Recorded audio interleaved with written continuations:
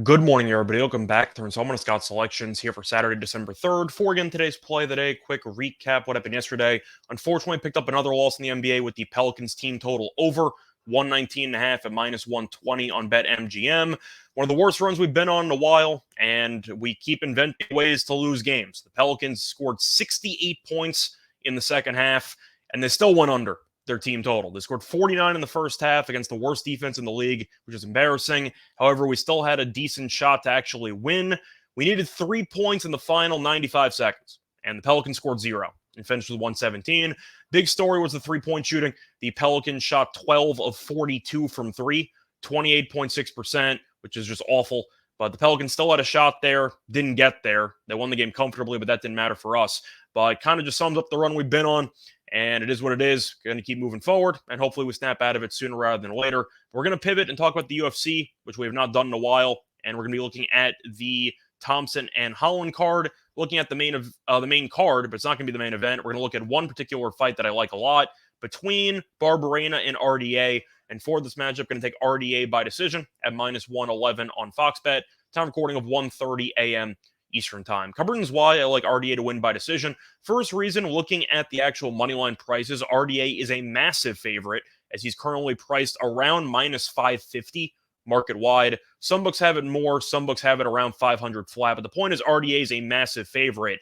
And I do think if you've followed my UFC picks in the past, one of my favorite methods to make sure you get profit in the UFC is to try to cut into those massive moneyline favorites by taking them in their preferred method of victory and saving a bunch of juice. And in this case, you're saving roughly $4 or $5, which I think is an absolute bargain. Now, the big reason why I do like RDA by decision is because he has been a bit of a decision magnet in his career. He has 45 career MMA fights, and 26 of those 45 have gone to a decision. And RDA has also been involved in a lot of long fights recently, as each of RDA's last 9 fights have not ended via stoppage inside 3 rounds. And I mentioned 3 rounds because, of course, this is not the main event, so it will only be a 15-minute fight, which is important to mention because RDA has been involved in a lot of headliner events recently, so he has gone 5 rounds frequently. To go through them, actually, he went 5 rounds against Fiziev, 5 rounds against Moicano, 5 rounds against Felder, only 3 rounds against Chiesa, went 5 rounds against Leon Edwards, was supposed to go 5 rounds against Kevin Lee, 5 rounds against Usman, 5 rounds against Covington, 5 rounds against Lawler. So the point is, he's really used to going 25 minutes, which I think is definitely going to help out the stamina. But the point is, since this fight is 10 minutes less than most of his fights in the past couple years, I do think there's a greater chance of him going to a decision because there's less time for the fight to actually end by stoppage. But to go through the recent fights, Fiziev knocked him out in the 5th round. Scorecards had it close, roughly 2-2, but Fiziev is really, really good, and RDA was definitely hanging in there. Moicano, he dominated, but that was a catchweight fight, ended up going 5. Felder was a split decision, which was a horrible split decision, by the way. He completely dominated Felder. It should have been 49-46 unanimous. But besides that, Chiesa went to decision. Edwards was a 5-round decision. Now he's actually champion, another weight class. But Kevin Lee, he submitted in the 4th round.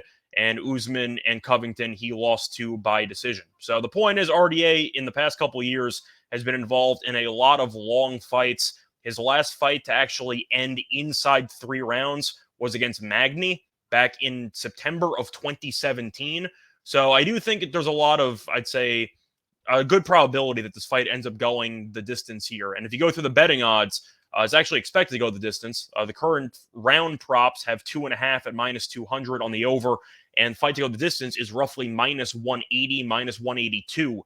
So if the fight's expected to go the distance, and you have a guy who's accustomed to going the distance and a guy who's accustomed to going to a lot of wars in 5 rounds, I do think there's a lot of value, especially for a minus 550 favorite, to win this fight by his preferred method. But I do think if you're looking at some of the variables and how this fight could play out, Barberena's very tough.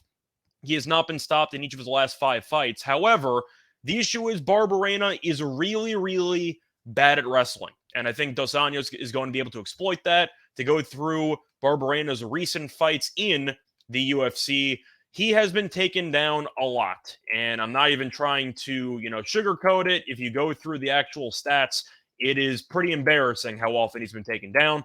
So going through his last couple of fights in order from most recent to least recent, starting off with his last fight against Lawler, 0 takedowns. Fight before that, fought Matt Brown. He won by split decision. He got taken down 5 times. Fight before that, fought against Darian Weeks, got taken down 4 times. Fight before that, fought against Jason Witt, got taken down 8 times. Fight before that, fought against Anthony Ivy, got taken down 5 times. So the point is, he gets taken down a bunch, and RDA is definitely a talented wrestler, and I do think you'll see RDA really, really change the levels and make Barberena guess where he's going to go. And Dos Anjos might not have the greatest power in the world as a stand-up fighter, but he's very, very methodical. He's very smart, and I do think he'll end up trying to outstrike Barberena while also sprinkling in some takedowns. But Barberena has been a disaster when it comes to takedown defense, and I think that you'll end up seeing RDA really be able to take it to the mat a couple of times, which should help him stall out a couple of rounds while picking up some points on the scorecards.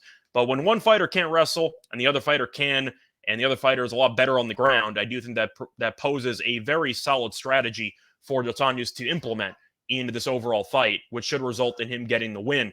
But Barberena is very tough, and I do think that Dos Anjos won't be able to knock him out. Dos Anjos is moving up in weight class, so I do kind of question the power and how he's going to transition.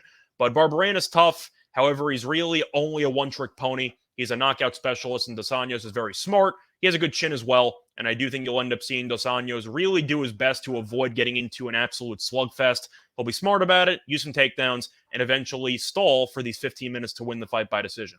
But if you're going to give me minus 111 for a minus 550 fighter, I think it's great value, and I'm gladly going to take it. So play that once again here for Saturday, December 3rd, is going to be on RDA to win by decision at minus 111 on Fox Bet. Bye, everyone.